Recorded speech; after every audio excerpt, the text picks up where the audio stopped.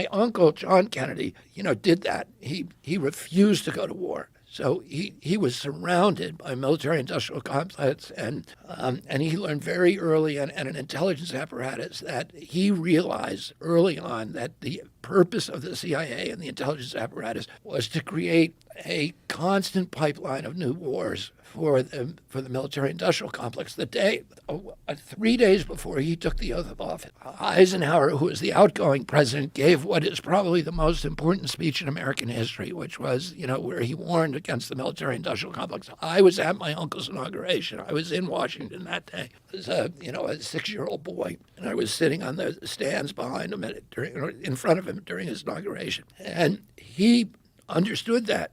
And 2 months later, the military and intelligence came to him and said, "We got to invade Cuba."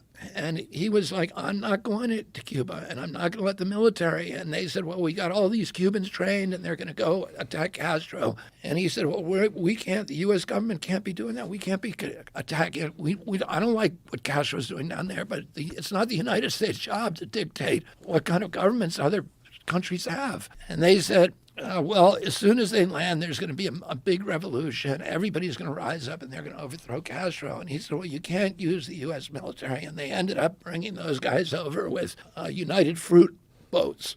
And in the middle of it, the night, they came to him and said, "They're getting wiped out on the beach, and you need to send in the military and invade." And he said, "We're not going to do it." And he stepped out of that meeting, and he realized they had been lying to him and trying to trick him.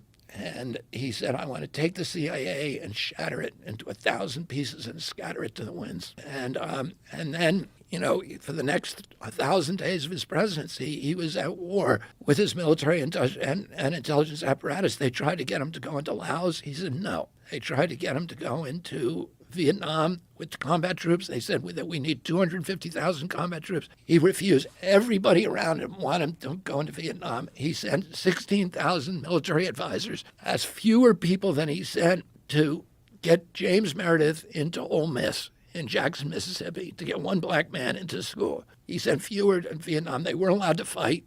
Many of them did. They violated the rules of engagement. In October of 1963, he heard that some of his Green Berets had been killed over there. And he said, "I want a total casualty list from Vietnam." And his aide came to him and said, 75 Americans have died. And he said, "That's too many." And he signed that day a national security order ordering all troops out of Vietnam, U.S. troops. The first 1,000 over the next month, and then the rest by the beginning of 1965. And then a month later, he was killed. So, but what his view was is that he believed that the view of Americans abroad should not be, a soldier with a gun. It should be a Peace Corps volunteer building, wells, and it should be USAID helping poor people, and it should be Alliance for Progress building middle class. And that's what he did. And he started the Kennedy Milk Program to give nutrition to poor kids all over the world. As a result of that, in Africa today, there are more statues to John Kennedy, more boulevards named after him, more hospitals, schools, universities, avenues in all the major cities named after him than any other president. And that is the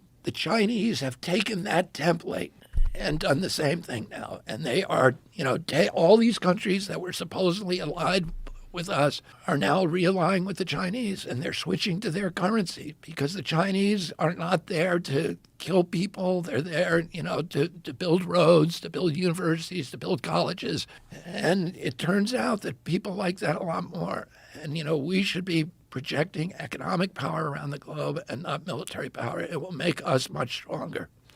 But what do you think happens when you get into office? Like, if you're talking about your uncle who's assassinated, and you believe the intelligence agencies were a part of that, what happens to you? Well, I got to be careful. I'm aware of that, and I'm not. I'm aware of that danger. And, I don't live in fear of it, at all. But I'm not stupid about it, and I take precautions.